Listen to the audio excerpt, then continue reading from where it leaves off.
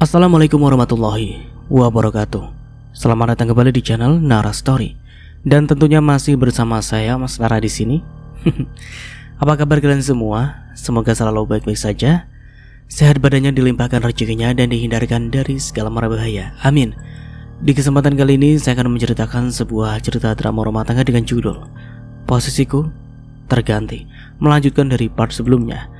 Oke, seperti biasa sebelum ke ceritanya, bagi kalian yang belum subscribe channel Nara Story, silahkan bisa subscribe dulu lah. Dan aktifkan lonceng notifikasinya agar kalian tidak ketinggalan cerita menarik dari channel Nara Story. Dan jangan lupa juga untuk share and like, tentunya agar Mas Nara lebih semangat lagi untuk menghibur kalian. Oke, kalau sudah terima kasih, and so just try keep up with me. Jangan sakiti Ainun lagi. Aku suaminya. Aku tahu apa yang harus aku lakukan untuk membahagiakan istriku. Kamu hanya orang yang pernah menjadi bagian dari masa lalunya. Jadi jangan terlalu ikut campur. Setidaknya aku tidak pernah menoreh luka di hatinya. Tentu saja, karena kau tidak hidup bersama dengannya. Cobaan dan masalah hanya akan datang saat seseorang sudah memiliki rumah tangganya sendiri. Dan setiap rumah tangga pasti akan mengalami yang namanya masalah. Dan masalah itu pula yang akan menjadi bumbu rumah tangga. Biasanya setelah melewati sedikit demi sedikit rintangan itu, hubungan suami istri akan semakin erat dan romantis lagi. Apa kamu pernah melihat senyumannya saat bangun di pagi hari? Apa kamu pernah mendapat ucapan terima kasih dengan suara manjanya? Apa cukup? Jangan memamerkan apa yang pernah kamu alami bersamanya. Tentu saja aku tidak pernah mendapatkan semua itu darinya, karena aku bukanlah suaminya. Nah, itu paham? Sebelum kembali ke Jakarta, Arman malah berdebat dengan Bagas di belakang rumah pria itu. Sebenarnya malam tadi Arman tahu jika Bagas bicara dengan istrinya saat di dapur. Kalau tidak menghormati kedua mertuanya, mungkin Arman sudah menghajar pria itu malam tadi. Arman tahu satu hal tentang Bagas. Pria itu tidaklah sepolos apa yang terlihat. Bagas adalah salah satu orang yang ikut andil dalam kebakaran yang menimpa sawah dan rumah mertuanya. Apa Arman akan melepas Bagas begitu saja? Mas, kamu di mana? Mau berangkat sekarang apa tahun depan? Tanya Ainun sambil melihat ke sana kemari. Sudah sejak tadi dia mencari suaminya tapi tak kunjung terlihat. Ya sayang, kita berangkat sekarang, sahut Arman setelah tersenyum lebar penuh kemenangan ke arah Bagas. Ternyata ada Mas Bagas juga di sini.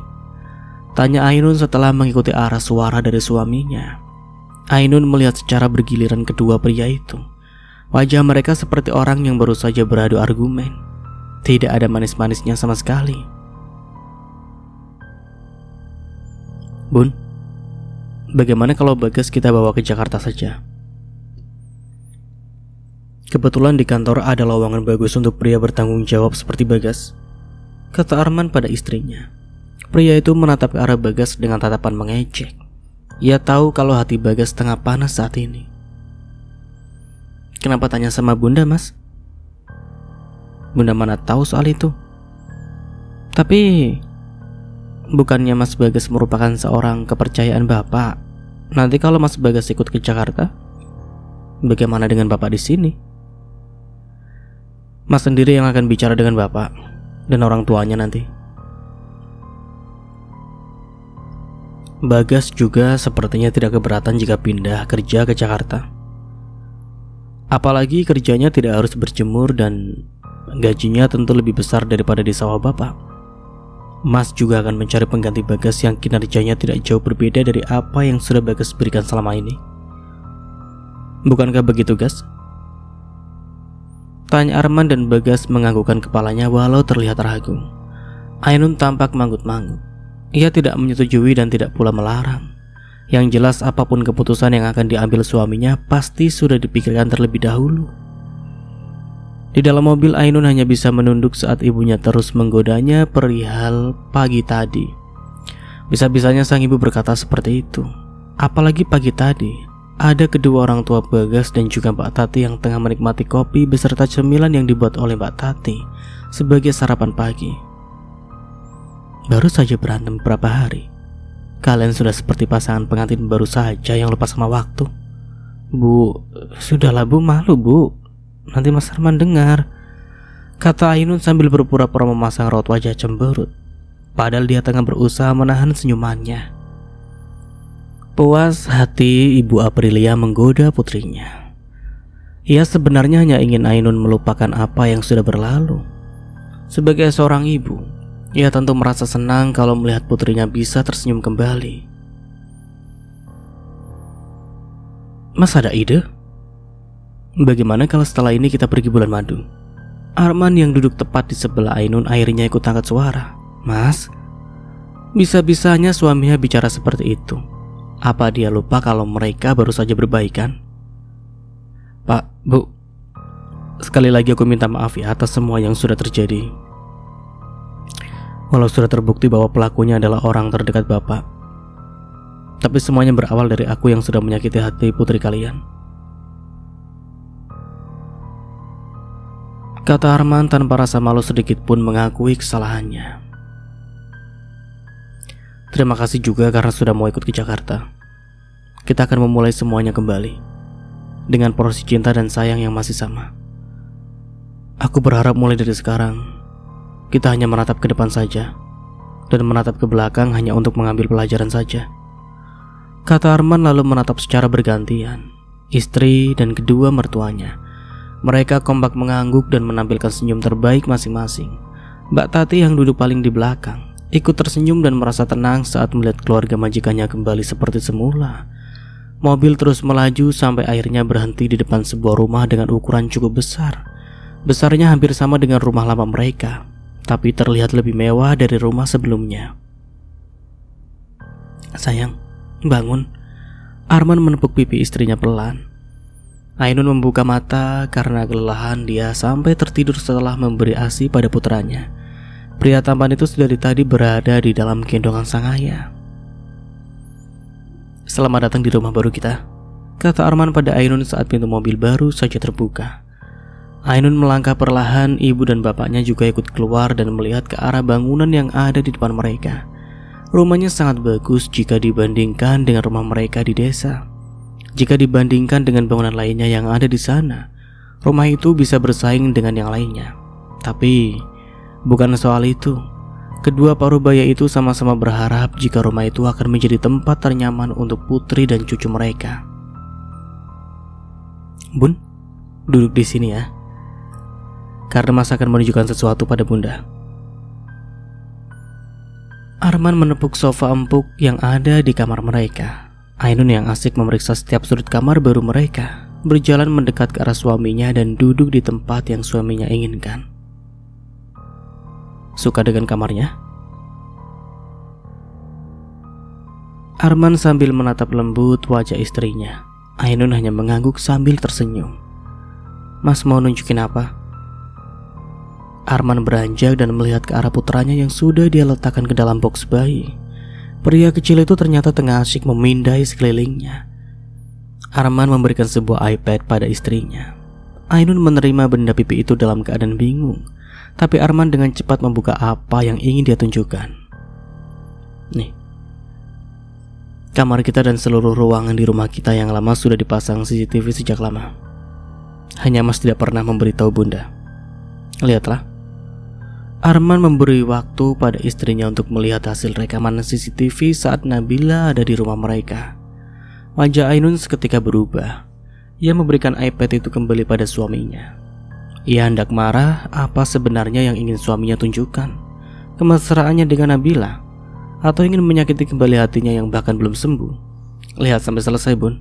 Mas mohon, ini tidak seperti yang Bunda bayangkan.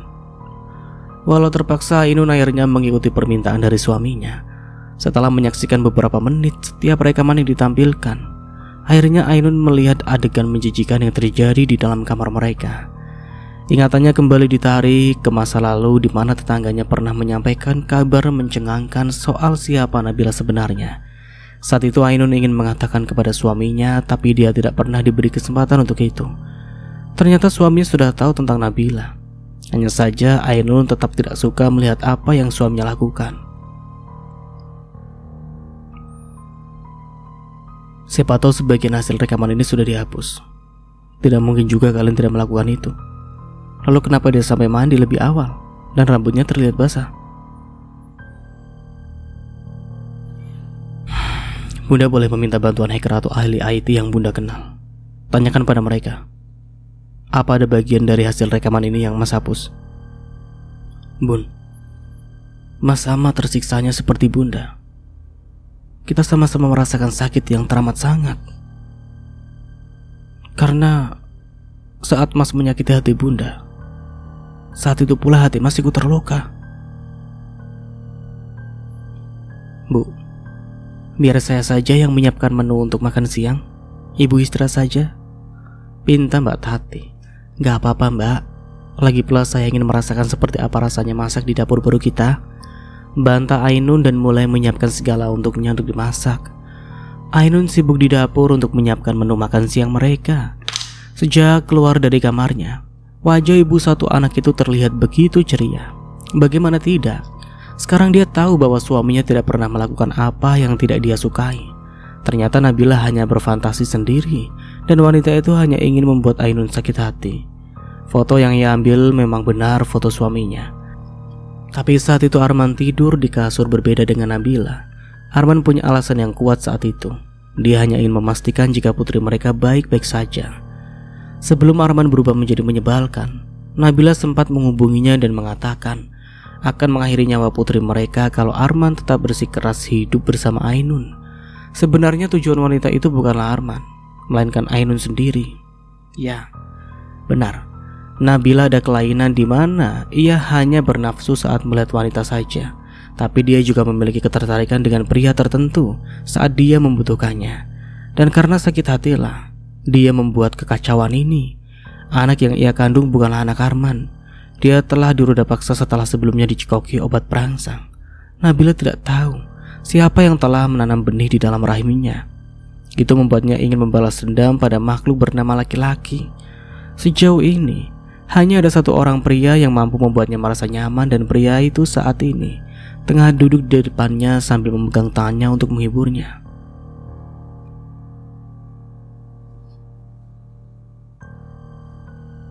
Kita akan berobat ke luar negeri. Setelah kamu sembuh nanti, Papa janji akan mencarikanmu orang yang bisa mencintaimu dan menyayangimu apa adanya. Aku benci laki-laki, Pak. Mereka itu perusak. Mereka pembunuh mental. Mereka hanya mau enaknya saja dan suka menindas kaum lemah seperti kami. Bulir bening merangkak perlahan di kedua belah pipinya. Papa tahu. Tapi tidak semua laki-laki seperti itu. Contohnya Papa. Papa selalu ada untukmu dan tidak pernah meninggalkanmu di saat kamu berada di titik paling bawah sekalipun. Pria berdasi itu mengecup pucuk kepala Nabila. Kini wanita itu tidak lagi menggunakan hijab di kepalanya. Ia membukanya karena tidak suka dengan kain itu. Selama ini dia menggunakannya hanya untuk terlihat baik di depan semua orang, terutama di depan Ainun, wanita yang menjadi incarannya. Bagaimana kalau aku menikah sama Papa saja? Pinta Nabila dengan tatapan memelas. Jangan gila kamu. Bagaimana mungkin kamu menikah dengan papa kamu sendiri? Sang ayah cukup terkejut dengan permintaan anaknya itu. Aku memang sudah gila, Pak. Aku sudah gila sejak mengetahui ada Nadira di dalam rahimku. Papa tidak tahu bagaimana rasanya saat mengetahui ada kehidupan lain di dalam rahim kita saat kita belum siap dengan semua itu. Ada banyak laki-laki di luar sana yang seperti Papa, dan Papa berjanji akan mencari satu yang terbaik untukmu. Apa kamu mau yang seperti Arman? Kata sang papa memberi harapan. Aku tidak mau seperti dia. Aku mau sama pria yang hanya mencintaiku, hanya aku di hatinya. Bajingan itu bahkan tidak menoleh ke arahku di saat aku memperlihatkan semua yang aku punya. Apa aku tidak semulus Ainun? Iya, Ainun memang cantik. Aku suka dengan wajah dan tutur katanya. Wajah yang awalnya terlihat sendu kini menampilkan senyum mengerikan hingga membuat pria parubaya itu bergidik ngeri. Jangan Ainun, bukankah dia juga mencintai suaminya? Tidak ada yang menyukaimu di antara mereka berdua. Jangan menyakiti dirimu sendiri. Ada banyak manusia seperti mereka di luar sana. Buatkan aku manekin yang mirip seperti Ainun, Pak, pinta Nabila dengan wajah mirip seperti seorang psikopat. Sementara itu di sebuah mall, Ainun tampak tengah bahagia saat ini. Tangannya tidak pernah lepas dari genggaman suaminya. Mereka tengah berbelanja dan sengaja ingin meluangkan waktu untuk berdua. Ada satu orang pria yang berjalan di belakang sambil membawa barang yang baru saja dibeli. Mas, kemana Pak Budi? Biasanya dia selalu ada di dekatmu. Mengapa sekarang orangnya berbeda? Dia dan Pak Budi masih kerabat dekat. Pak Budi sedang ada tugas, dan dia akan jarang terlihat untuk beberapa hari ke depan.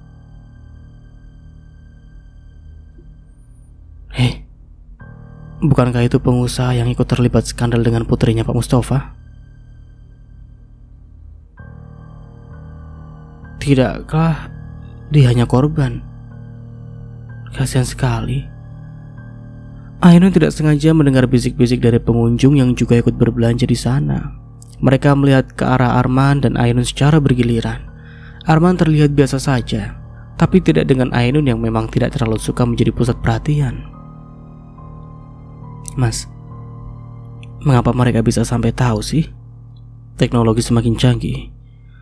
Sosial media menjadi tontonan siapa saja dan bisa dilakukan di mana saja.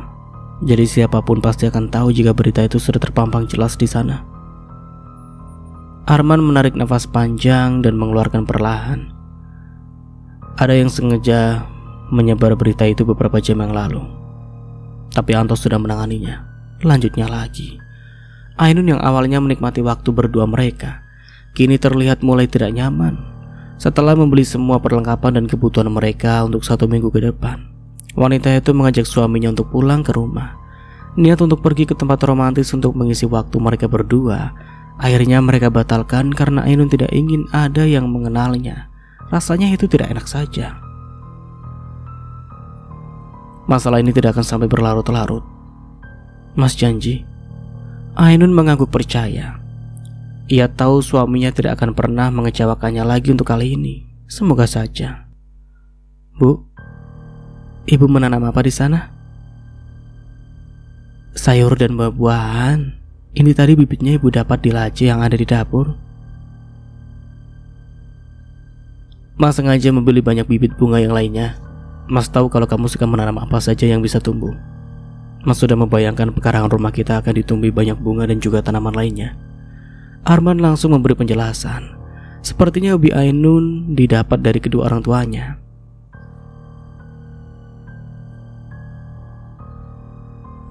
Jadi mereka sudah tinggal di rumah baru. Kalau begitu teror saja rumah itu. Sampai istrinya yang penakut itu tidak pernah betah tinggal di sana.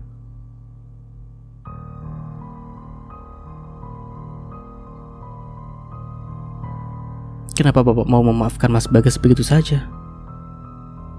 Bukankah kesalahan yang dia lakukan sudah sangat keterlaluan? Ainun yang tidak sengaja mendengar obrolan suami dan sang bapak langsung protes saat baru saja keluar dari dalam kamar. Bun, Bapak punya alasan sendiri mengapa beliau tidak mau melaporkan Bagas ke kantor polisi. Malah Bapak tahu kalau Bagas juga terlibat. Apapun alasannya, Mas Bagas sudah bersalah, Mas. Bukankah melindungi orang yang sudah melakukan kesalahan adalah suatu kesalahan yang sangat besar? Dia melakukan semua itu karena kamu, Nak. Dia mencintaimu, tapi lamarannya Bapak tolak saat itu. Bapak kira dia tidak dendam dan mungkin memang begitu. Tapi ada orang lain yang memanfaatkan dirinya, memanfaatkan luka lama yang mungkin belum mengering sempurna, kata Pak Sunanda. Seketika Ainun terdiam. Ia melihat ke arah suaminya yang memasang raut wajah berbeda. Wajah yang awalnya terlihat biasa saja, kini mendadak berubah seperti orang menahan rasa cemburu. Pak Sunanda juga menyadari perubahan dari menantunya itu, karena sebelumnya pria parubaya itu masih enggan untuk bicara terus terang mengenai alasannya tidak mau melaporkan Bagas pada pihak yang berwajib. Itu dulu, Man. Jauh sebelum kalian berdua menikah, dan saat itu Ainun sendiri yang tidak ingin berpacaran. Bahkan Bapak dengar dia juga menolak cinta dari teman sekampusnya, kata Pak Sunanda yang tidak mau masalah baru kembali menghampiri rumah tangga putrinya. Arman merasa lega dan sepertinya dia tahu siapa pria yang pernah ditolak istrinya saat masih kuliah dulu. Jadi, apa rencana Bapak selanjutnya? Tidak ada.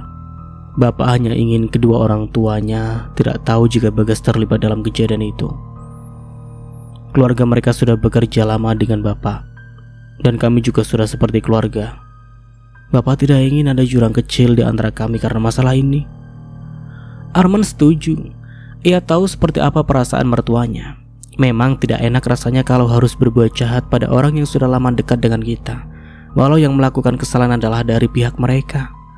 Ainun merasa lega karena suaminya tidak lagi berubah seperti dulu.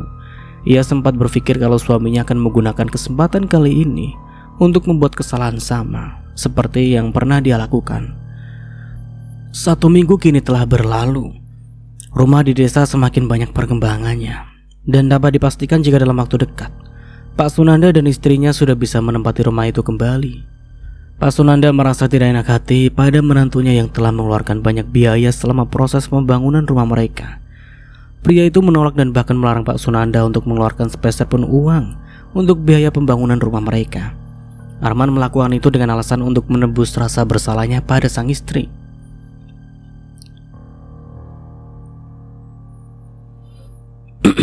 Bagaimana?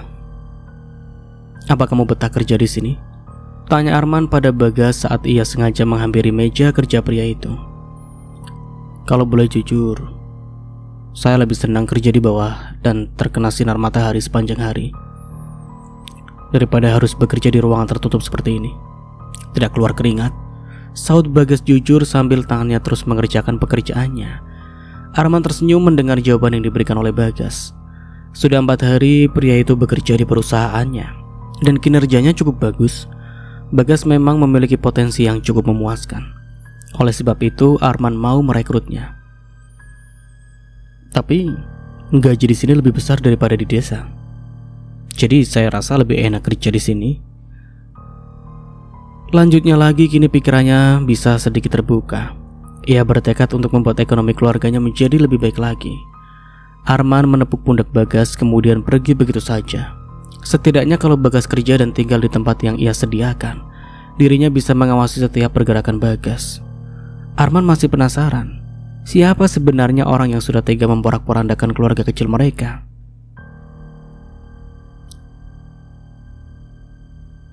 Iya Bu, Ainun juga sudah tidak sabar menunggu kedatangan ibu dan bapak.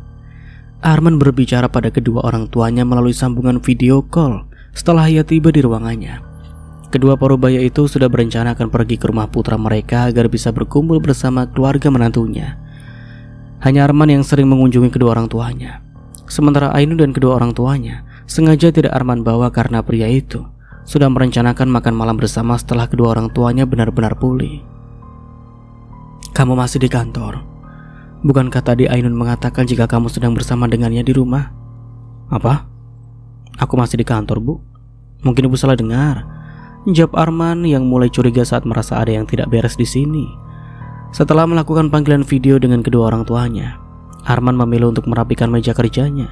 Arman mencoba untuk menghubungi istrinya berkali-kali, namun tidak mendapat jawaban. Ia bahkan menghubungi Mbak Tati, tapi masih tetap sama.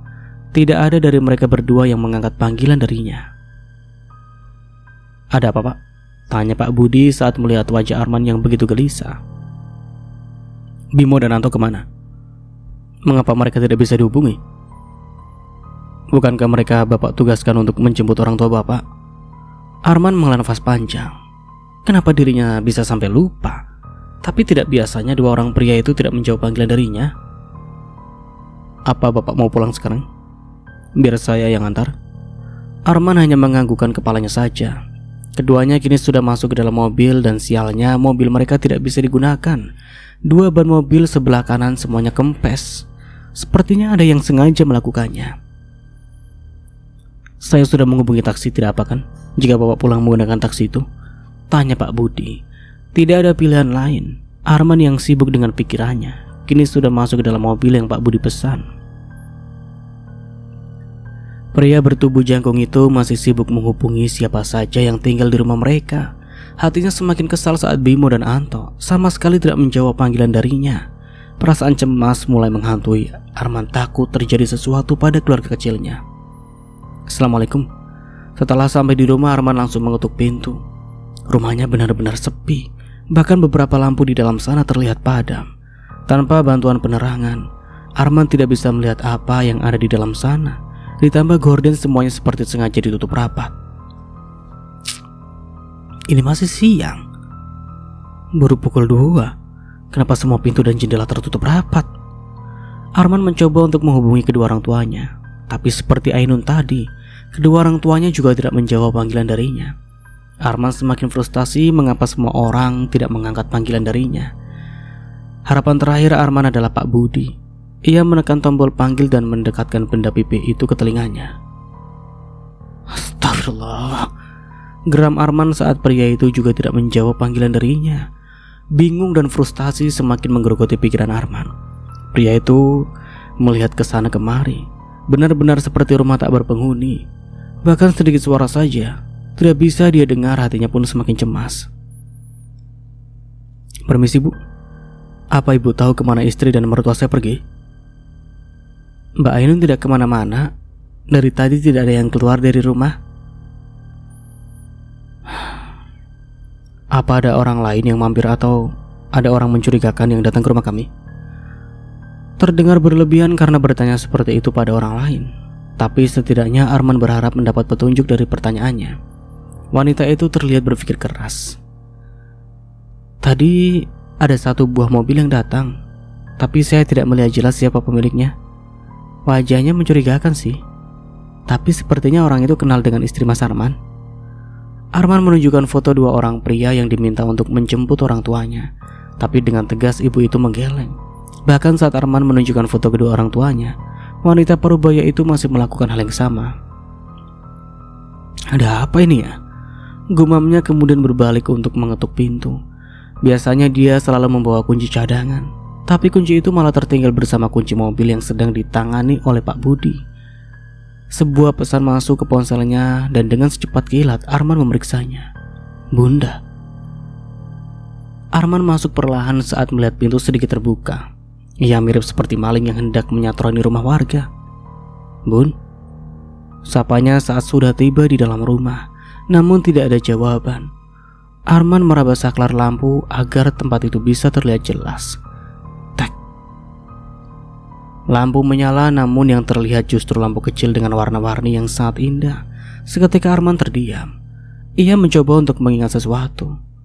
Tulisan di sana membuatnya terasa ditampar oleh waktu. Bagaimana mungkin ia bisa melupakan hari bersejarah ini? Mas, sapa Ainun yang sudah berdiri tepat di belakangnya. Karena takjub dengan apa yang dilihatnya di depan sana, Arman sampai tidak menyadari kehadiran istrinya di belakangnya. Arman berbalik dan menatap tanpa berkedip.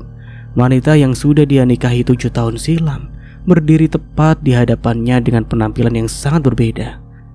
Happy anniversary Mas. Semoga rumah tangga kita sakinah atil jannah, kata Ainun sambil tersenyum. Arman langsung memeluk tubuh istrinya dan mencium pucuk kepalanya berkali-kali. Dalam hati ia mengamini doa yang baru saja istrinya ucapkan. Tentunya dengan tambahan doa lain yang ia panjatkan di dalam hati. Di hidupnya dalam aroma lembut yang menguar, memenuhi indera penciumannya. Dalam hati dirinya sangat bersyukur karena istrinya masih mau kembali lagi padanya setelah rangkaian masalah datang menerpa keluarga kecil mereka, tepat di saat malaikat kecil mereka baru saja lahir ke dunia. Bagaimana? Apa masih sanggup berpisah dari istrimu? Lain kali jangan terlalu enteng memberi ancaman hendak menjatuhkan talak ke atas wanita yang kamu cintai, kata Bu Hani yang datang bersama suaminya. Ibu, Bapak, Arman baru sadar jika yang hadir di ruangan itu semuanya menggunakan pakaian bernuansa biru. Arman tersenyum ke arah istrinya setelah mengurai pelukannya. Apa karena saat ini Mas menggunakan baju berwarna biru, makanya Bunda meminta yang lainnya untuk menggunakan baju senada? Bukan Mas, tapi baju yang Mas gunakan sengaja aku sesuaikan dengan baju couple hari ini. Jadi semua ini sudah direncanakan atau dadakan? Tanya Arman penuh selidik. Ibu yang merencanakan semuanya. Aku hanya mengatur agar Mas berangkat kerja tadi pagi menggunakan baju ini. Arman melangkah ke arah ibunya sementara istrinya masih dia rangkul menggunakan sebelah tangannya. Pria itu memeluk dua orang wanita yang menjadi tahta tertinggi di dalam hatinya. "Terima kasih," ucapannya tulus. Si kecil Harun terlihat begitu lucunya menggunakan baju biru bergambarkan dolphin di bagian dadanya. Pria kecil itu seolah mengerti dengan kebahagiaan yang tengah singgah di hati orang-orang sekelilingnya. "Tunggu, apa Bimo dan Pak Budi juga ikut andil dalam acara ini?" tanyanya saat menyadari dua orang pria yang sedari tadi ia hubungi ternyata ada di depan pintu. Kedua pria itu menunduk tanpa berani mengangkat wajah mereka. Bu Hani tersenyum ke arah suaminya, kemudian menjelaskan apa sebenarnya yang sudah mereka rencanakan sejak 3 hari yang lalu. Sedikit sulit, tapi akhirnya dua orang pria di sana mau bekerja sama. Pak Budi yang awalnya menolak untuk bekerja sama dengan alasan keselamatan Arman, akhirnya tidak bisa berkutik saat Ainun ikut menghubunginya dan meminta padanya agar mau ikut mendukung jalan acara mereka hari ini. "Untuk kali ini aku maafkan, tapi tidak untuk diulangi lagi kemudian hari. Ibu tahu, aku sampai mengira yang bukan-bukan saat tidak ada satupun orang yang bisa aku hubungi. Ya, sekali-kali membuatmu khawatir, ibu rasa itu tidak ada salahnya. Anggap saja sebagai balasan atas perbuatanmu yang sudah membuat kami semua kesal tempo hari," jawab Bu Hani lalu memberi kode pada menantunya. Ainun hanya bisa tersenyum melihat tingkah ibu mertuanya. Wanita parubaya itu bercerita banyak dengan sejak tadi pagi tadi. Saat Arman menghubungi orang tuanya tadi, sebenarnya mereka sudah ada di rumah mereka. Bu Hani bahkan menceritakan semua perihal dirinya yang menjebak putranya sendiri malam itu. Bukan murni kesalahan Bu Hani, ternyata semuanya adalah campur tangan ayah Nabila di belakangnya. Apapun itu, Ainun tidak ingin lagi mengingat kejadian yang sudah berlalu. Bagian yang terpenting, suaminya sudah kembali dan tidak terbukti melakukan kesalahan seperti yang ada di dalam pikirannya. Bukan karena takut hidup menjanda, tapi Ainun ingin memberi kesempatan kedua untuk suaminya. Pesta kecil-kecilan berjalan lancar, obrolan ringan terus terjadi sampai matahari hampir selesai menjalankan tugasnya untuk hari ini. "Bun, terima kasih karena sudah menyiapkan pesta tadi untuk merayakan anniversary kita. Bunda mau hadiah apa dari Mas?" Pria itu menyangkutkan dagunya ke pundak sang istri yang tengah memberi ASI untuk mereka. "Ih, Mas gak romantis." Arman terkekeh lucu, ia menikmati raut wajah istrinya yang justru terlihat begitu menggoda di matanya. Cukup sabar dia menunggu sampai si kecil mengisi penuh lambung mungilnya. Setelah memastikan putranya tertidur, Arman langsung memeluk istrinya. Bagaimana kalau kita liburan ke Singapura? Saat mengantar bapak ke sana, Mas sempat melihat tempat indah yang letaknya tidak terlalu jauh dari rumah sakit tempat bapak dirawat. Sepertinya kalau Mas ajak Bunda ke sana, Bunda pasti suka." "Apaan sih Mas? Kasihan Harun masih kecil Mas. Lagi pula untuk saat ini tidak banyak yang kuinginkan. Cukup Mas tidak mendua dan selalu menjadi imam yang baik untuk keluarga kita, itu sudah lebih dari cukup. Bisa ditunda dulu kan?" tanya Ainun takut ia tidak ingin membuat suaminya kecewa. Tapi tidak mungkin juga membawa buah hati mereka berpergian terlalu jauh, apalagi menggunakan transportasi udara. Baiklah. Tapi setelah Harun besar nanti, Mas tidak ingin mendengar penolakan atau alasan apapun lagi ya. Ainun memeluk erat tubuh sang suami dan menghirup dalam wangi yang menguar dari sana. Ia menikmati setiap detik dan menit yang mereka lalui untuk saat ini.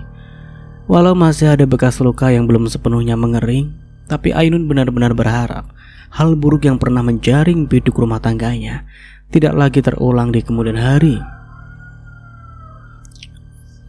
"Apa barang yang aku pesan sudah diantar ke rumah sakit?" tanya Pak Mustafa pada orang kepercayaannya melalui sambungan telepon. "Sudah Pak, tapi Nona Nabila tidak ada di kamarnya," saut orang di seberang sana. Jawaban dari lawan bicaranya cukup membuat pria parubaya itu terkejut. Ia langsung menghentikan pekerjaannya dan melangkah keluar dari ruang kerjanya.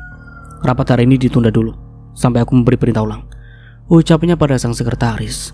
Wanita itu hanya mengangguk patuh tanpa berani bertanya mengapa rapat yang akan dilaksanakan kurang lebih 15 menit lagi bisa dibatalkan secara tiba-tiba. Kini tugasnya bertambah karena perintah dari atasnya itu. Pak Mustafa datang ke rumah sakit dan bertanya pada penjaga yang selalu menunggu putrinya di sana.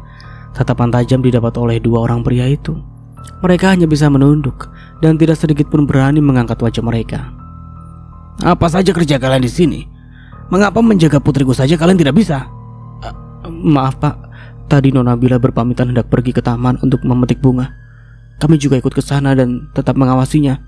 Tapi Nona Nabila bilang dia haus dan ingin minum jus buah yang dijual di seberang jalan. Kami diminta pergi berdua karena ada suster yang juga ikut dengannya. Nona Nabila memaksa sampai mengatakan akan mencabut infus vitaminnya jika kami tidak menuruti kemauannya. Setelah kami kembali, suster yang menjaga Nona Nabila sudah tidak sadarkan diri dengan luka di kepalanya, kata salah satu orang yang menjaga Nabila di sana. Mereka sama sekali tidak curiga karena Nabila memang sering seperti itu. Tapi baru kali ini wanita itu membuatnya ulah.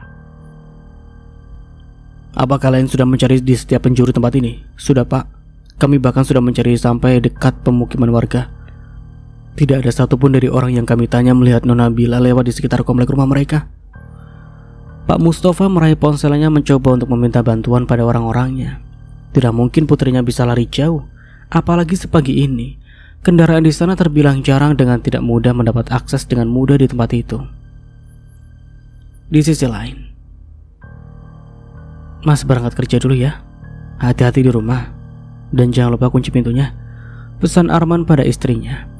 Ada rasa cemas di hatinya apalagi orang tua mereka hari ini keluar lebih awal pagi tadi. Mereka sengaja keluar tanpa membawa Ainun dan putranya. Sengaja, dengan alasan ingin memperkerat hubungan antara besan. Iya Mas jangan takut. Ada Mbak Tati juga di sini. Lagi pula perumahan di sini sepertinya dijaga ketat oleh security. Ainun masuk setelah mobil suaminya tak terlihat lagi. Ia mengunci pintu seperti permintaan suaminya tadi. Tujuan kali ini adalah dapur. Ia ingin berbicara dengan Mbak Tati seperti hari-hari biasanya, di mana menu makanan siang dan cemilan akan menjadi pembicaraan yang cukup menarik untuk Ainun yang notabene selalu berada di dalam rumah bersama wanita itu. Saat tengah asik membahas kue tradisional yang ingin Ainun coba resepnya, suara berisik terdengar dari arah kamar.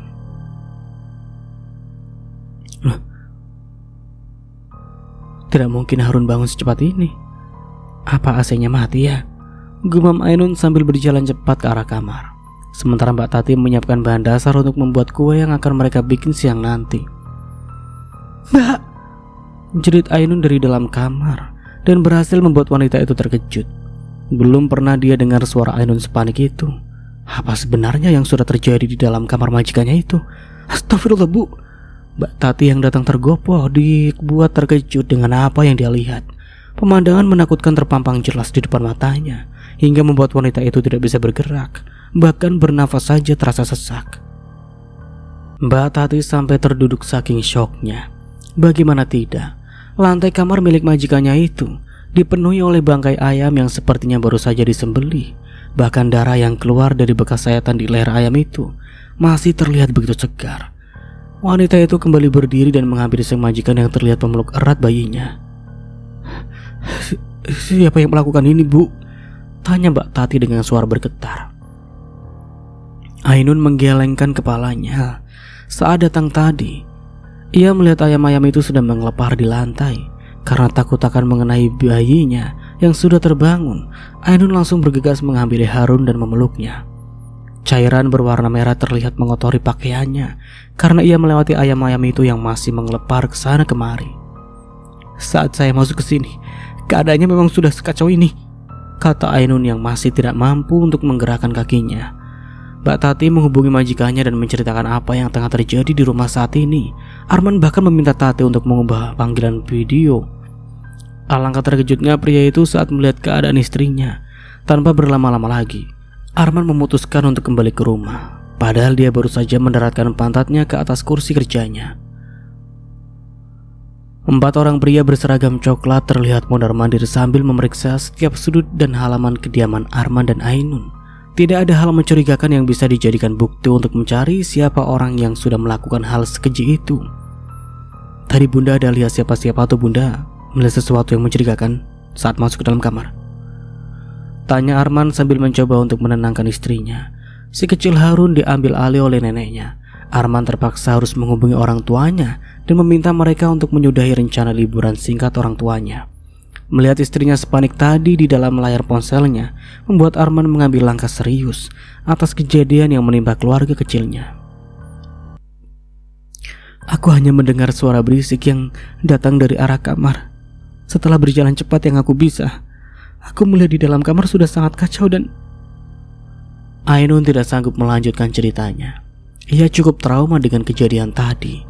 Andai putranya tidak ada di dalam kamar itu, mungkin Ainun tidak akan sekhawatir tadi. Ia sempat syok dan panik saat melihat ada percikan darah di selimut putranya. Pikiran negatif langsung menguasai. Ia sempat mengira jika nasib putranya sama seperti ayam-ayam itu. Tapi beruntung, apa yang ia takutkan tidak sampai terjadi. Ternyata darah itu berasal dari ayam yang ada di atas lantai. Entah disengaja atau tidak, tapi saat diperiksa, tidak ada petunjuk yang bisa ditemukan. Mas akan meminta bantuan pihak berwajib untuk mengusut tuntas masalah ini. Sepertinya orang ini memang sengaja ingin meneror keluarga kita, kata Arman sambil mengingat siapa yang bisa sampai sekejam ini pada keluarga kecilnya. Tidak bisa menuduh orang tanpa bukti, apalagi Arman merasa tidak pernah terlibat masalah dengan orang lain. Terakhir keluarga Nabila yang ada dalam pikirannya. Tapi akhir-akhir ini Pak Mustafa bahkan tidak pernah menghubunginya. Laporan dari Anto, pria Parubaya itu menyibukkan diri bekerja di perusahaannya agar bisa memberi gaji untuk 2 orang babysitter yang diperintahkan merawat cucunya selama 24 jam. Kalau dilihat dari kejadian pagi ini, sepertinya orang yang menebar teror memang sudah memantau situasi dan hafal dengan aktivitas orang-orang sekitar. Terbukti tidak ada satupun warga atau penjaga keamanan yang melihat orang mencurigakan lewat di kompleks itu. Bahkan sedikit jejak saja sangat susah untuk ditemukan. Mas, bagaimana kalau orang itu datang lagi melakukan hal yang lebih parah dari ini? Tidak akan terulang lagi kejadian seperti ini. Mas akan meminta pihak terkait agar meningkatkan lagi keamanan di sekitar rumah kita. Sementara itu di tempat berbeda, Pak Mustafa langsung menuju ke tempat di mana putrinya ditemukan. Wajah dan tangan Nabila dipenuhi oleh darah yang sudah mengering. Tadi kami melihatnya berjalan sambil membawa bangkai kucing. Dia menangis seperti orang gila dan terus meminta tolong sama orang yang dia lihat. Saud seorang ibu menggunakan gaya bicara ceplas-ceplos, bahkan terdengar begitu bersemangat menyampaikan apa yang ia lihat tadi kepada Pak Mustafa. Jaga bicara Anda. Anak saya tidak gila. Saya nggak bilang gila, Pak. Cuma saya bilang dia seperti orang gila. Beda kan? Saudnya kemudian melengos pergi dengan raut wajah khas ibu-ibu sama nau yang super julid. Pak Mustafa menatap geram ibu itu, tapi dia tidak ingin bertindak berlebihan di depan umum. Bisa-bisa nama baiknya akan tercemar jika ada yang merekam kejadian itu. Pak, mereka membunuh Nadira, Pak. Lihat. Nabila berjalan ke arah Pak Mustafa dan menunjukkan bangkai kucing yang ia sebut putrinya. Ini kucing Nabila, bukan putrimu, kata Pak Mustafa geram. Bisa-bisanya Nabila kembali seperti hari pertama ia dibawa ke rumah sakit. Tatapan matanya, mimik wajahnya, bahkan gaya tubuhnya yang terus bergerak seperti orang tidak waras pada umumnya. Jangan dibuang, Pak, dia Nadira, kata Nabila marah. Ia hendak mengambil bangkai kucing yang sudah hancur itu, tapi dengan cepat Pak Mustafa meminta anak buahnya untuk menahannya. Tak hayal Nabila berteriak dan meronta sambil menyebut nama putrinya. Kita kembali ke rumah sakit sekarang, kata Pak Mustafa memberi perintah. Nabila langsung diangkat oleh anak buah papanya dan dibawa masuk ke dalam mobil. Walau wanita itu terus meronta, bau amis terus menguar sampai Pak Mustafa harus menutup hidungnya. Lah kok bisa-bisanya Nabila berpikir seperti itu, sampai membuatnya malu karena sudah menimbulkan keributan di pemukiman warga. Ainun seperti takut masuk ke dalam kamarnya, padahal tempat itu sudah dibersihkan dan tidak ada sedikit pun noda darah di sana. Gak apa-apa, Bun, kamar kita sudah kembali bersih seperti semula. Setelah merasa sedikit tenang, Ainun melangkah masuk mengikuti suaminya. Ia masih saja melihat dan memperhatikan sekeliling, takut kalau ada yang terlewatkan saat membersihkan kamar itu. Sudah bersih, Bun. Bahkan Pak Budi dan yang lainnya juga ikut membersihkan kamar kita tadi, kata Arman lagi. Ainun dan Harun tadi istirahat siang di kamar satunya saat Arman meminta Mbak Tati dan yang lainnya membersihkan kekacauan itu. Tentunya setelah pihak berwajib selesai menjalankan tugas mereka, Arman sedikit kecewa karena polisi tidak dapat menemukan sedikit pun bukti yang untuk mengetahui siapa orang yang sudah menebar teror pagi ini. Bagaimana? Apa kamu berhasil menjalankan tugas yang aku berikan? Tanya seorang pria pada anak buahnya yang baru saja datang menghadap. Beres, bos. Semuanya berjalan dengan mulus. Dan saya yakin saat ini Mereka pasti sedang pusing mencari jejak, sahut pria bangga. Pria dengan postur tubuh tinggi melebihi tinggi orang yang sudah memberi perintah kepadanya. Bagus, ambil ini dan ingat, tugas kedua sudah menanti. Aku tidak mau kalau sampai kamu gagal menjalankan tugas baru dariku, kata sang tuan pada anak buahnya. Beres bos, bos tenang saja. Saya akan membuat pria itu merasakan apa yang sudah bos rasakan, balasnya. Pria yang memberi perintah terlihat mengangkat tangannya memberi kode agar anak buahnya pergi dari hadapannya. Tapi baru saja beberapa langkah sang anak buah pergi, pria itu kembali bersuara. Pastikan tugas kedua berjalan lancar seperti tugas pertama. Bayaran 3 kali lipat akan aku berikan jika kamu berhasil. 1 minggu telah berlalu sejak kejadian mengerikan itu. Ainun juga sudah terlihat lebih tenang dan ia sudah terlihat tidak setakut hari-hari yang telah berlalu. Setiap 1 jam sekali pasti ada security yang lewat di depan rumah mereka. Bahkan polisi juga ikut ditugaskan. Ibu dan bapak pulang ke desa dulu ya. Nanti setelah Arman tidak terlalu sibuk, kamu boleh ke desa untuk melihat rumah baru kita, kata Bu Aprilia saat Ainun mengatur mereka ke depan rumah. Ainun mengangguk. Ia mendekat ke arah mobil saat kedua orang tuanya hendak masuk ke dalam sana. Ada rasa berat untuk melepas mereka pergi, tapi Ainun sadar kalau mereka tidak akan bisa terus bersama. Orang tuanya punya kesibukan sendiri dan dia pun sudah punya kehidupannya sendiri. Jadi kehidupan seperti biasanya akan kembali Ainun rasakan.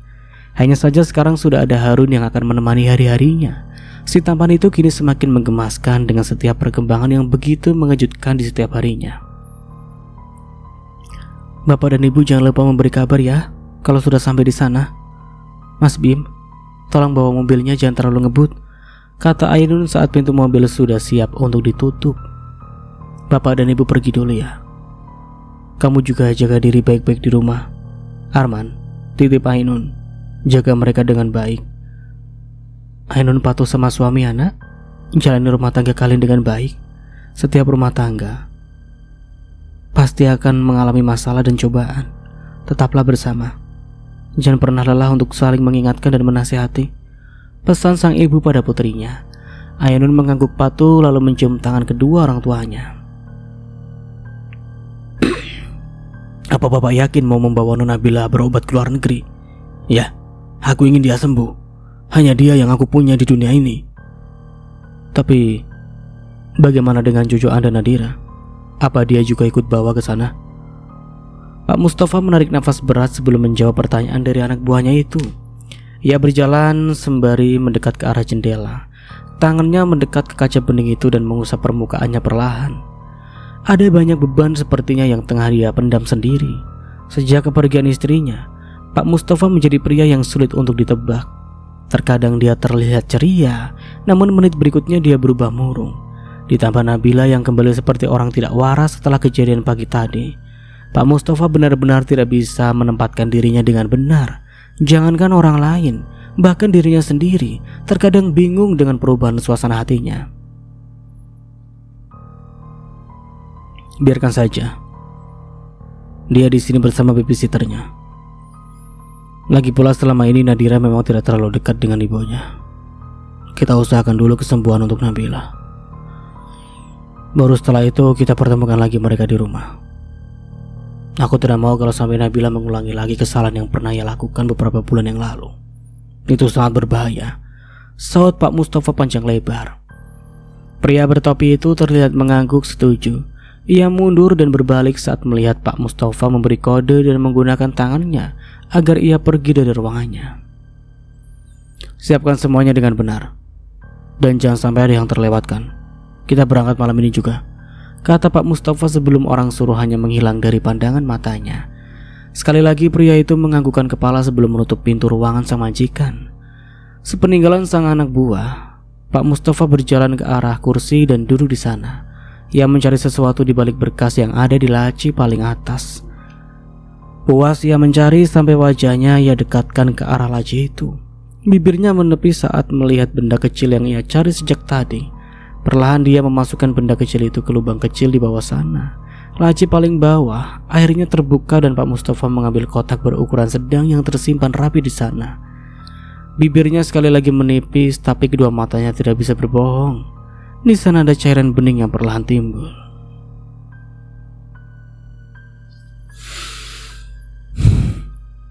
Maaf karena sudah mengkhianatimu, ucapnya lirih. Diusapnya permukaan halus yang terasa dingin di tangan. Sebuah figura yang terbuat dari bahan emas dan di tengahnya tersimpan foto wanita cantik yang menjadi cinta sejatinya. Kita akan segera bertemu. Semoga saja semua ini cepat selesai. Ucapnya lagi, ia mengembalikan figura itu ke tempat semula dan mengunci laci itu dengan benar. Di sisi lain di kantor, Arman tengah duduk di ruangannya sambil melanjutkan pekerjaannya yang sempat tertunda. Baru saja pria itu selesai menghubungi istrinya di rumah. Arman hanya ingin memastikan jika keluarga kecilnya aman di rumah sana. Suara ketukan pintu membuat Arman kembali menghentikan pergerakan tangannya. Ada apa? Pak, sebaiknya Bapak pulang sekarang. Biar semua pekerjaan di sini saya saja yang tangani. Saut Pak Budi, pria parubaya itu terlihat gelisah. Arman tidak langsung menuruti permintaan dari orang kepercayaannya itu. Walau sangat jarang Pak Budi memberi perintah padanya, tapi tetap saja Arman harus mencari tahu alasan Pak Budi memintanya untuk segera pulang. Apa ada yang tidak aku ketahui? Bagas, Pak. Ada apa dengan Bagas? Saya akan ceritakan semuanya, tapi sekarang tidak ada waktu untuk menjelaskan apa yang sudah saya dengar. Bapak harus pulang sekarang. Ada Bimo di bawah. Biar dia yang mengantar Bapak pulang ke rumah. Arman tidak bisa memaksa Pak Budi untuk menceritakan apa sebenarnya yang sudah terjadi. Ia langsung mengingat istri dan anaknya di rumah. Arman berjalan keluar setelah mengambil jas dan tas yang selalu dia bawa. Sepanjang perjalanan Arman terus berusaha menghubungi Ainun, namun panggilannya selalu sibuk. Menghubungi Mbak Tati, nomor wanita itu juga tidak jauh berbeda. Siapa sebenarnya orang yang sedang bicara dengan mereka di sambungan telepon? Sampai saluran dua orang wanita itu kompak sibuk semua.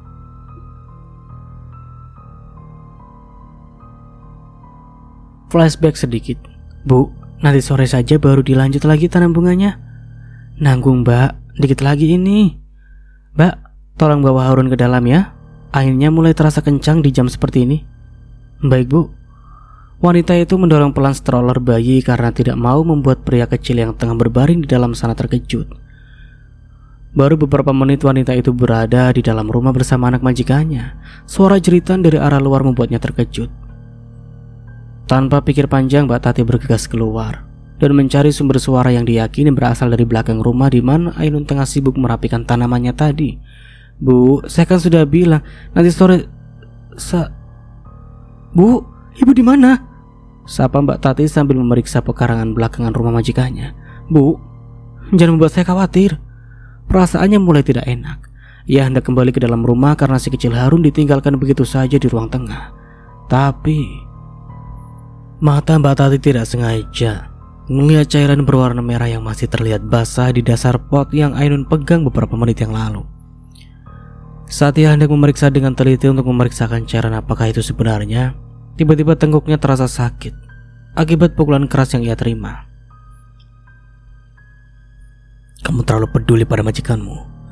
Jadi sebaiknya kamu tidur dulu untuk beberapa saat ke depan. Suara asing masih bisa Mbak Tati dengar sebelum kedua matanya tertutup rapat karena kehilangan kesadarannya. Mbak Tati, Mbak Tati, Bu Ainun, Bu Ainun. Mbak Tati membuka mata perlahan kedua matanya. Saat suara itu mengganggu pendengarannya, ia mengerja beberapa kali untuk menyesuaikan cahaya yang ada di sekelilingnya. Mbak Tati langsung bangkit dan hendak turun dari atas sofa, tapi tubuhnya ditahan oleh Bimo. Pria itu seperti menatap marah ke arahnya, tapi mulutnya terkatup rapat dan masih belum mengeluarkan sepatah kata pun. Berbeda dengan Bimo, Arman justru terlihat lebih santai, namun mulutnya sudah tidak sabar ingin bertanya kepada pembantunya itu. Bimo memberikan air pada Mbak Tati dan wanita itu meminumnya hingga habis tak tersisa. Masih terasa sakit bagian tengkuknya, hingga tanpa sadar tangannya meraba permukaan kulitnya itu. Namun belum juga sempat ia mencari tahu apakah ada luka atau hanya sekedar memar saja. Pikirannya kembali mengingat Ainun dan putranya. Apa Den Harun baik-baik saja? Dan Bu Ainun, apa dia sudah pulang ke rumah? Di mana terakhir kali kamu melihat istriku? Tadi Bu Ainun menanam bunga di belakang rumah. Mbak Tati pun menceritakan semuanya. Ia juga mengatakan dengan jujur apa yang sudah dirinya lihat sebelum membawa Harun masuk ke dalam rumah. Ternyata Mbak Tati sempat melihat sebuah mobil yang terus mondar-mandir di depan rumah mereka. Hanya saja Mbak Tati tidak menaruh curiga, karena bisa saja itu mobil tetangga atau mobil keamanan yang sedang berjaga. "Apa kamu mengingat nomor polisi yang tertera di kendaraan itu?" tanya salah satu polisi yang juga ada di sana. Ternyata mereka memang menunggu Mbak Tati sadar agar bisa menyelidiki dengan benar siapa orang yang sudah menculik Ainun. Mbak Tati berusaha untuk mengingat, tapi walau sudah mengeluarkan seluruh kemampuan otaknya, tetap saja dia tidak bisa mengurai nomor yang diminta.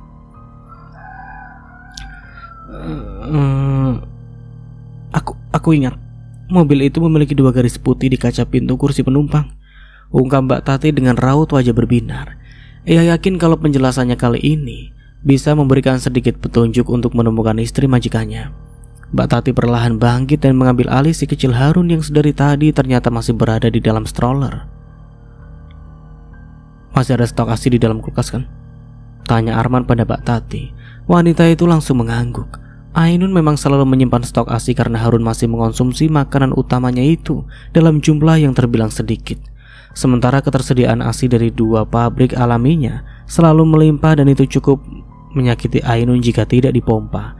Setelah memastikan jika putranya aman bersama Mbak Tati di rumah, Arman memilih untuk membawa 2 orang anak buahnya untuk mencari keberadaan mobil yang dimaksud oleh Mbak Tati tadi.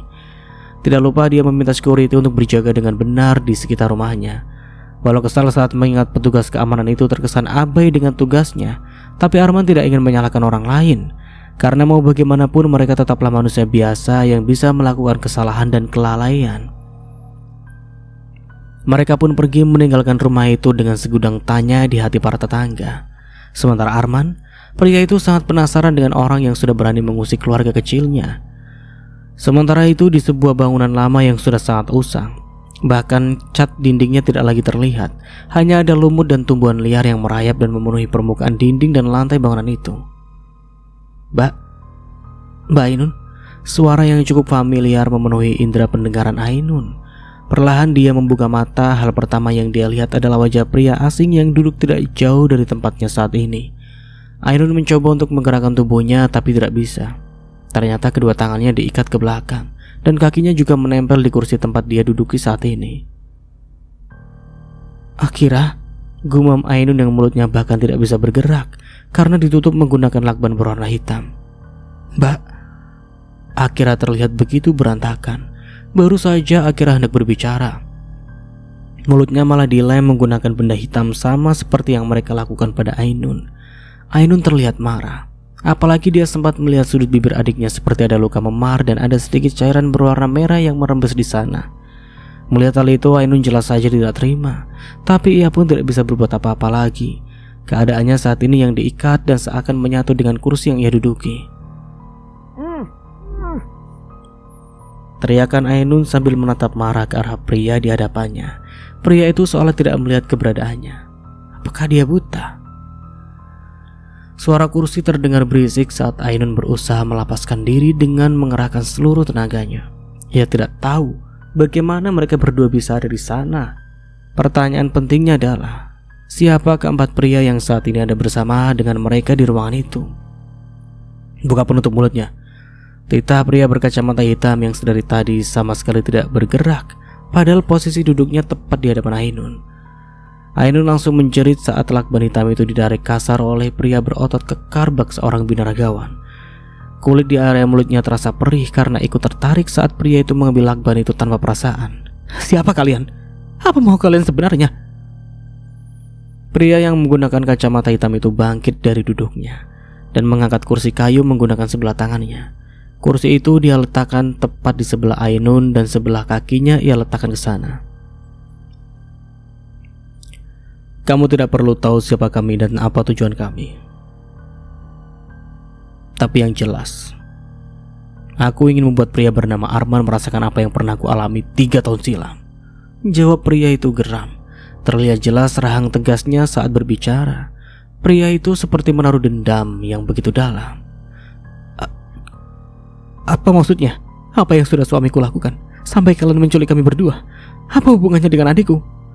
tanya Ainun yang terlihat berusaha tenang padahal detak jantungnya terasa begitu cepat. Bahkan lawan bicaranya sampai bisa menyadari ketakutan yang Ainun rasakan saat ini. Senyum sinis terlihat menghiasi sudut bibir pria itu. Ia membuka kacamatanya dan menatap lekat wajah Ainun yang terlihat sedikit kotor. Kalian memang tidak salah, tapi aku ingin menggunakan kalian berdua untuk membalas semua rasa sakit yang aku derita selama ini. Aku ingin Arman tahu seperti apa rasanya kehilangan wanita yang paling dia cintai. Kata orang itu membuat Ainun refleks mengurutkan dahinya. Di sini dirinya lah yang ada kaitannya dengan suami. Lalu mengapa adiknya dibawa-bawa? Seolah tahu apa isi pikiran wanita yang ada di hadapannya. Pria itu langsung berjalan ke arah Akira. Dia adikmu bukan? Dia saudari satu-satunya yang kamu punya. Benar begitu? Ainun terlihat marah saat adiknya dipegang-pegang oleh orang yang tidak mereka kenal. Apalagi dia adalah seorang pria, bukan mahram untuk adiknya. Singkirkan tangan kotormu dari kepalanya.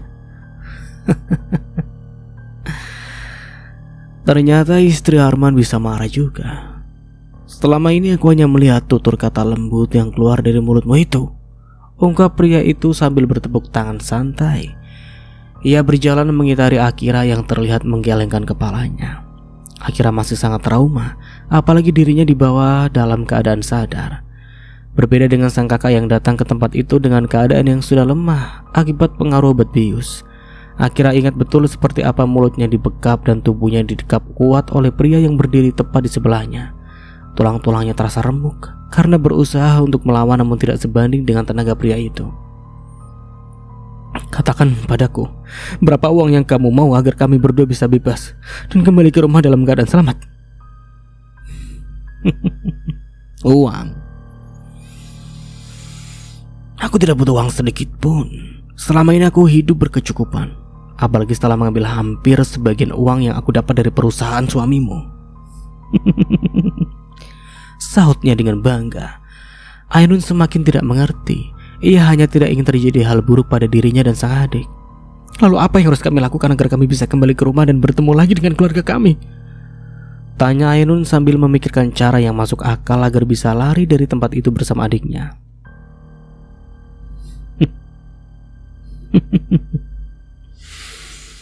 Kalian tidak akan bisa pulang karena disinilah tempat terakhir kalian berdua.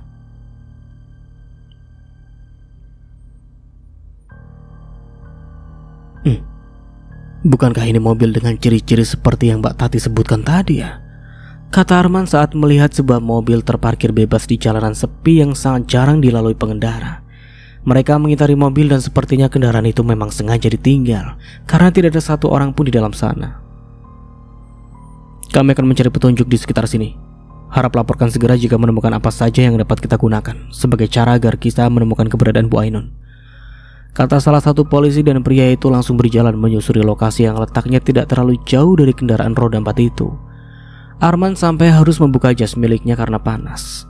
Belum lagi tempat itu benar-benar seperti lahan terbuka yang tidak memiliki pohon besar sebagai pelindung dari teriknya sinar matahari. Puas mereka mencari petunjuk, bahkan hampir 1 jam lamanya mereka berada di sana. Namun tidak juga menemukan sedikit harapan untuk mengetahui langkah berikutnya yang akan mereka ambil. Mereka menggunakan kendaraan lain untuk menghilangkan jejak. Kata anak buah Arman yang datang dengan nafas ternganga. Ia berjalan kaki kurang lebih 200 meter untuk mencari petunjuk. Kendaraan jenis apa yang mereka gunakan? Kendaraan roda 2, Pak. Arman mengepal kedua tangannya. Ia memberi kode kepada anak buahnya. Mereka pergi ke arah 2 orang polisi yang terlihat masih sibuk mencari petunjuk di arah berbeda. Bukankah itu Pak Budi? Mengapa dia bisa sampai ke sini? Apa kalian yang menghubunginya? Tanya Arman saat melihat pria yang selalu menjadi kepercayaan di kantor lewat dari jalan berbeda, tidak jauh dari posisi mereka saat ini. Sebaiknya kita ikuti saja mereka, Pak, kata Bimo. Arman mengangguk setuju. Mereka bergegas masuk ke dalam mobil. Arman yakin jika Pak Budi tidaklah sendirian di dalam mobilnya tadi. Tapi dia tidak bisa melihat siapa pria yang tengah bersama dengan orang kepercayaannya itu. Perjalanan yang mereka tempuh cukup lama dan berdebu. Medan terjal tak jarang mereka lalui. Arman mencoba untuk menghubungi Pak Budi, namun pria itu sepertinya sengaja tidak ingin menjawab panggilan darinya. Kita ikuti saja mereka. Pastikan jika jarak kita tidak terlalu dekat. Aku tidak mau kalau sampai mereka menyadari kehadiran kita. Hampir memakan waktu 1 jam lamanya. Mobil yang dikendarai oleh Pak Budi berhenti perlahan setelah masuk dalam semak belukar. Sepertinya pria parubaya itu sengaja menyimpan kendaraannya di sana untuk mengelabui mereka. Atau... Maaf, karena mengabaikan panggilan dari Anda. Pak, sebaiknya kita bergerak cepat, kata Pak Budi yang datang berlari ke arah mereka. Tatapan mata Arman justru tertuju pada Bagas yang ternyata berada di dalam mobil yang sama dengan orang kepercayaannya. Arman yakin ada yang tidak ia ketahui dan ini pasti ada kaitannya dengan istrinya. Jangan bertindak gegabah. Kita tidak tahu ada berapa orang anggota mereka. Kita juga tidak tahu apakah mereka membawa senjata tajam. Karena bisa saja nyawa Bu Ainun semakin berada dalam bahaya kalau sampai kita bertindak terlalu tergesa-gesa. Maaf, tapi saya lebih tahu keadaan di dalam sana. Kalau kalian masih ingin diskusi di sini, silakan. Bagas menyela ucapan pria berseragam coklat itu dan memberi kode pada Arman agar mereka bergerak sekarang juga. Arman lupa kalau semua kejadian hari ini ada kaitannya dengan Pak Budi dan Bagas. Pria parubaya itu tadi yang memintanya untuk segera pulang ke rumah. Jadi pasti ada yang mereka ketahui sementara dirinya tidak tahu. Maaf Pak, saya sudah berusaha menghubungi Bapak, tapi nomor Anda selalu sibuk, kata Pak Budi menjelaskan saat melihat tatapan Arman tak pernah beralih dari dirinya. Jauhkan tangan kalian dari tubuh adikku. Ainun benar-benar marah saat pria di sana menarik kasar hijab milik Akira. Kelopak matanya sudah memerah sejak tadi saat pria yang menjadi dalang penyekapan mereka mengatakan akan menikmati tubuh mereka terlebih dahulu sebelum mengakhiri nafas mereka. Apa yang bisa kamu lakukan? Diam dan nikmati saja pertunjukan yang kami berikan. Dasar banci, kalian berani hanya sama wanita saja. Ainun masih berusaha untuk menyelamatkan adiknya, walau posisinya masih tetap terikat seperti sebelumnya. Pria itu beralih menatap Ainun begitu lekat. Senyum jahat terpampang di wajahnya dan itu berhasil membuat Ainun bergidik ngeri. Atau kita saja yang mulai lebih dulu? Bukankah kamu sudah biasa dipakai? Tanya pria itu sambil tangannya menekan kuat dagu milik Ainun. Tubuh Ainun mendadak kaku. Ia tidak pernah menyangka akan mendengar perkataan menjijikan itu dari mulut pria lain yang bukan merupakan kekasih halalnya. Apa yang sudah suamiku lakukan padamu? Sampai-sampai kamu berniat jahat pada kami berdua? Tanya Ainun lemah, rahangnya seakan patah karena pria itu benar-benar mengerahkan tenaganya untuk melakukan itu. Mendengar pertanyaan darinya, pria itu melepas kasar tangannya hingga wajah Ainun terlempar begitu kasar. Akira hanya bisa menggeleng dengan linangan air mata yang tiada habisnya. Mulut gadis itu masih ditutup menggunakan lakban dan kedua tangan serta kakinya juga masih terikat.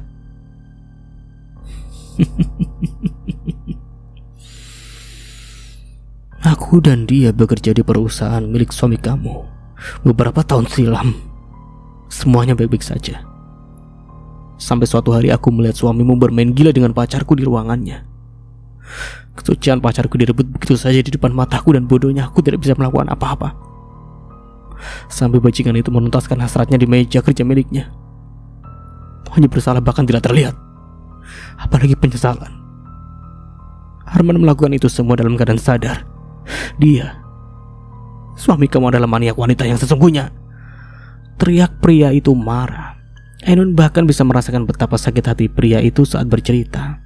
Tapi Ainun tidak percaya begitu saja, karena dia pernah percaya pada apa yang dia lihat tanpa mendengar penjelasan dan berakhir pertengkaran sia-sia yang mereka alami. Siapa dia yang kamu maksud? Aku akan mengatakannya jika kau mengeluarkan suara merdu saat aku menggagahimu.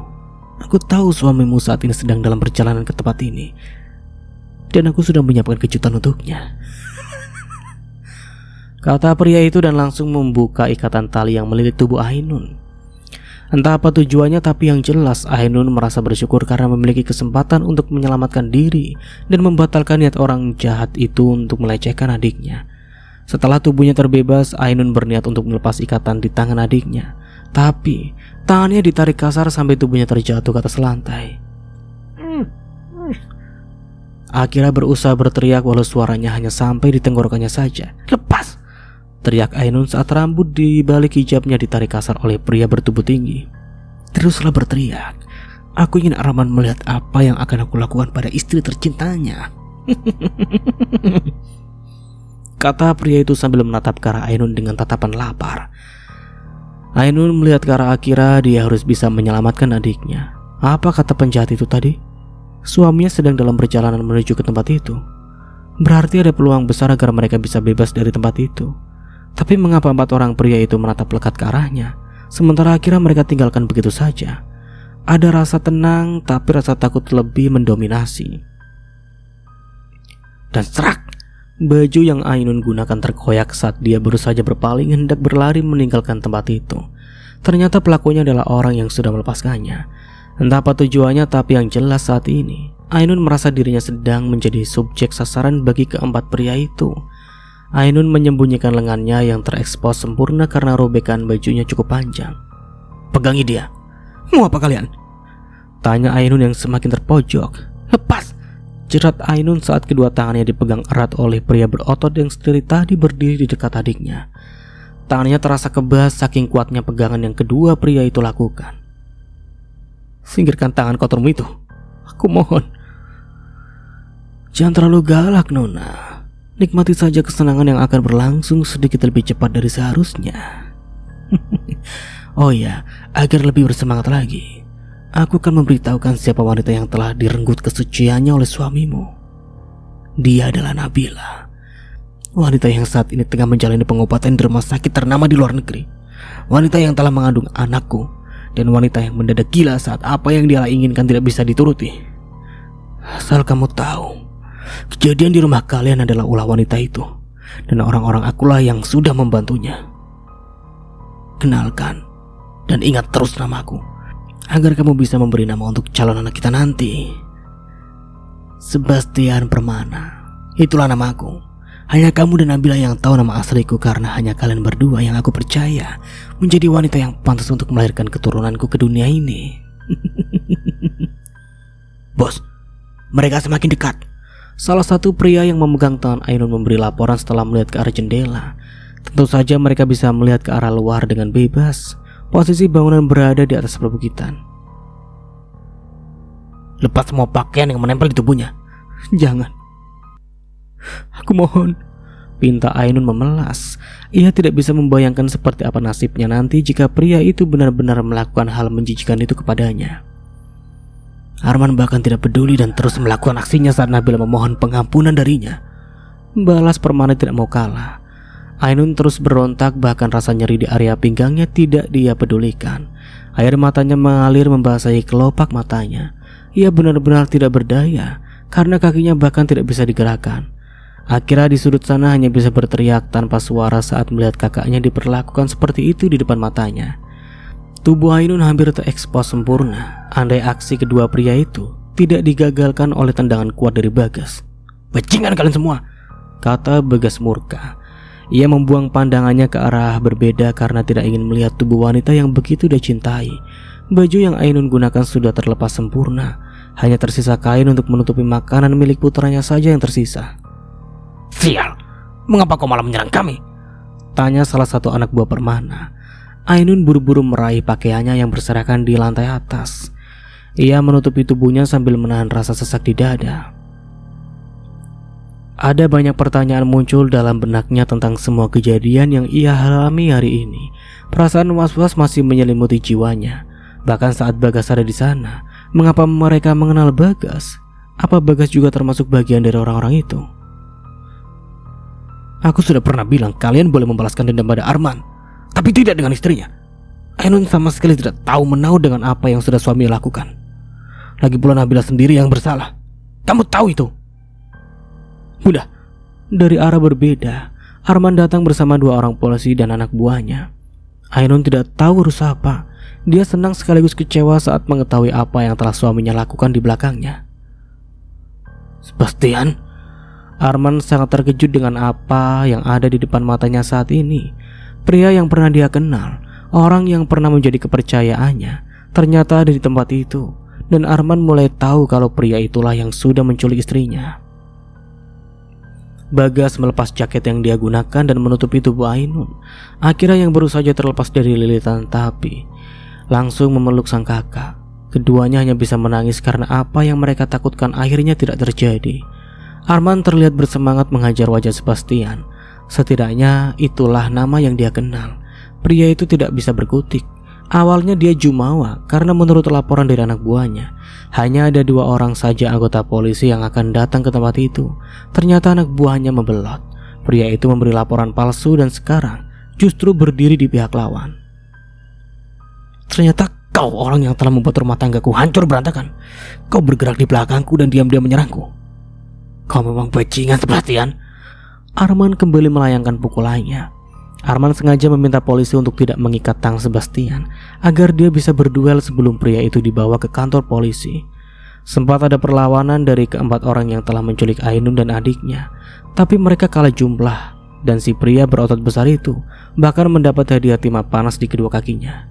Mbak, Akira menangis sejadi-jadinya sambil memeluk Ainun yang terlihat berantakan. Pelukan Akira mendapat balasan yang tidak kalah erat. Ainun mencium wajah adiknya. Ia tidak mampu untuk berbicara karena rasa pilu dan bahagia bergabung menjadi satu saat ini. Kita pulang sekarang agar luka kamu bisa segera diobati. Mbak juga ingin segera pulang. Kasihan Harun pasti kehausan, kata Ainun setelah cukup lama mengatur nafas agar bisa berbicara. Ia menoleh ke arah Bagas yang berdiri di dekat mereka. Hanya gerakan mulut saja Bagas bisa mengetahui jika Ainun baru saja mengucapkan kata terima kasih kepadanya. Pria itu membalas dengan anggukan kepala. Sebenarnya hati pria itu tidak kalah sakit saat melihat wanita idamannya diperlakukan layaknya wanita murahan. Tapi Bagas punya cara sendiri untuk memberi perhitungan pada Permana dan anak buahnya. Bun, Arman menyapa istrinya setelah cukup puas menghajar Permana. Ainun hanya menoleh sekilas. Ia memilih untuk segera berlalu pergi bersama Akira. Ada rasa kecewa di hatinya saat melihat wajah suaminya sendiri. Terlalu banyak hal yang tidak dia ketahui. Terlepas itu benar atau hanya omong kosong belaka yang orang lain sampaikan dengan tujuan merusak rumah tangganya. Arman menyadari ada yang tidak beres dari tatapan mata istrinya.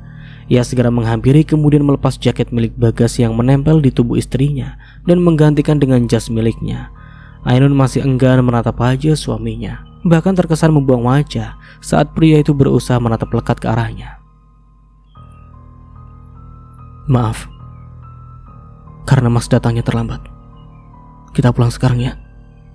Bujuk Arman pelan. Pria itu merapikan hijab dan membersihkan debu yang mengotori wajah sang istri. Walau Ainun terus menolak, tapi Arman tidak peduli. Ia tetap memberi perhatian pada wanita itu dengan perlakuan yang begitu lembut. Arman tidak peduli walau tidak didengarnya sepatah kata pun yang keluar dari mulut istrinya itu. Apapun masalahnya, pria itu memutuskan untuk membawa istrinya pergi dari tempat itu secepatnya. Dirinya yakin jika istri dan adik iparnya pasti telah mengalami kejadian buruk di tempat itu. Hati-hati Mbak, Akira menjerit saat melihat Ainun hampir saja terjatuh. Akses jalan ke tempat itu sudah sangat rusak dan licin, terutama anak tangga yang mereka pijak saat ini. Melihat itu, Bagas langsung maju ke depan hendak meraih tangan Ainun, tapi Arman ikut mendekat dan menepis tangan itu. Biar Mas gendong. Apa kaki Bunda sakit? Enggak usah Mas, aku masih bisa jalan, kata Ainun berusaha untuk menolak. Ia bahkan menarik kakinya agar tidak dipegang oleh suaminya. Melihat sikap tidak suka istrinya yang ditunjukkan secara terang-terangan, Arman benar-benar yakin jika Permana sudah meracuni otak istrinya itu dengan mulut berbisanya. Setelah berjalan hampir setengah jam lamanya, mereka akhirnya tiba di tempat di mana kendaraan mereka diparkir. Ainun menoleh ke arah Permana yang kedua tangannya sudah diborgol ke belakang. Jangan lupa dengan apa yang sudah kita lakukan tadi. Kita akan mengulangnya kembali jika aku sudah keluar nanti. Ucapnya lalu mengedipkan sebelah matanya. Walau wajahnya sudah tidak lagi simetris, tapi Permana tetap memiliki kepercayaan diri tinggi untuk menggoda Ainun dengan tujuan agar wanita itu semakin membenci suaminya. Arman naik pitam.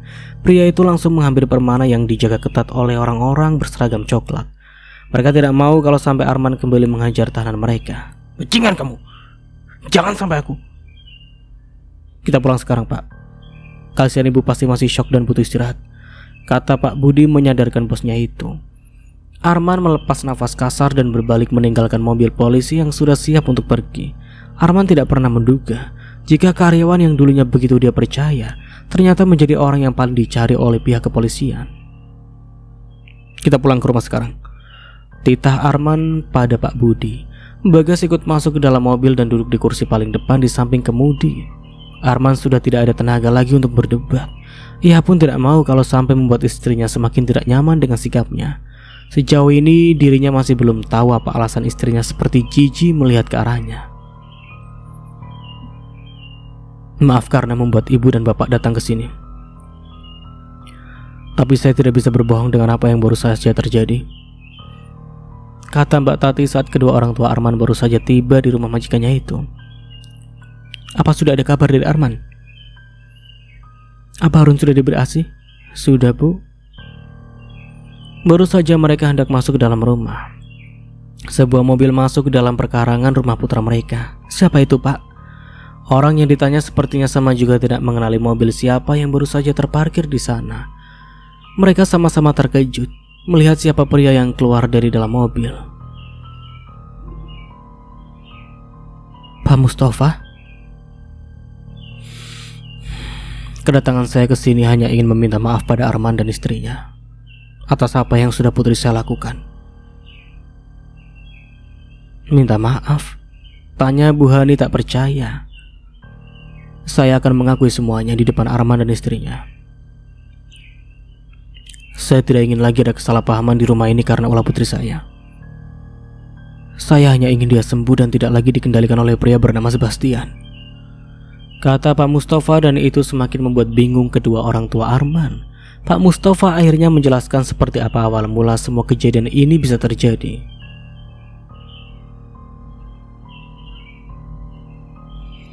Sebastian memang sudah mencintai Nabila dari sejak lama.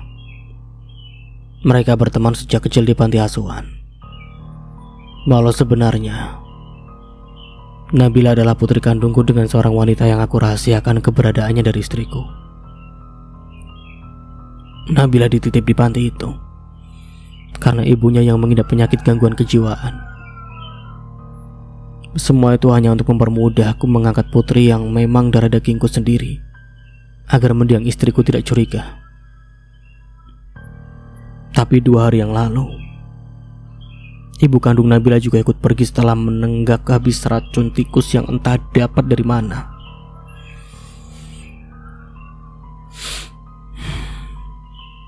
Aku tidak merestui hubungan Nabila dan Sebastian saat dia datang untuk melamar putriku waktu itu. Semuanya karena pria itu adalah orang yang paling dihindari oleh nama-nama perusahaan di kota ini. Dia selalu menggelapkan dan membuat masalah jika bekerja. Aku tidak mau masa depan putriku tidak terjamin.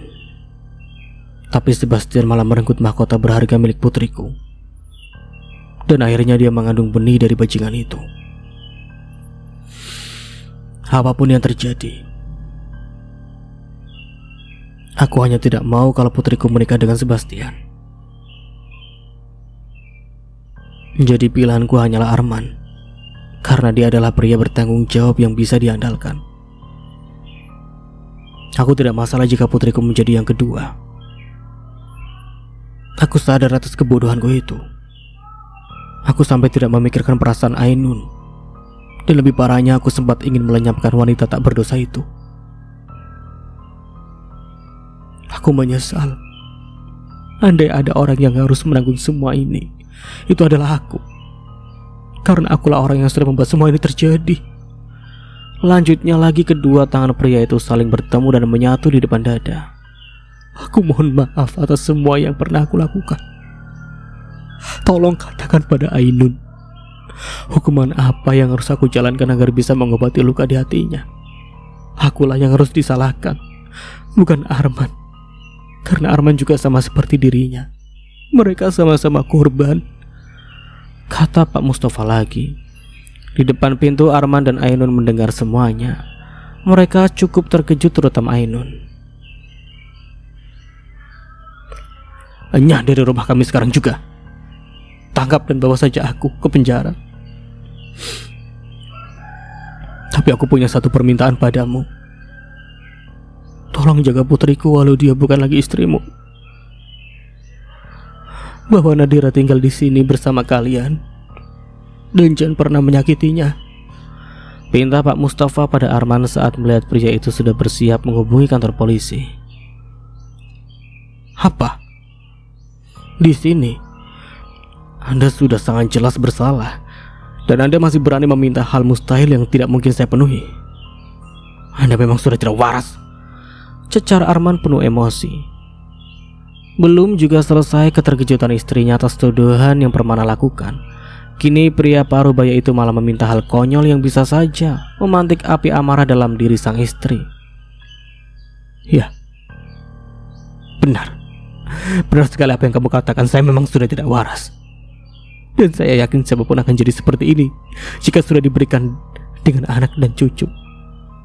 Kami tidak tahu seperti apa yang rasanya menjadi pria yang selalu berusaha untuk meyakinkan istrinya sendiri bahwa hanya ada satu wanita yang ada di dalam hati kita. Sanggah Pak Mustafa tidak kalah emosi. Itu urusan Anda.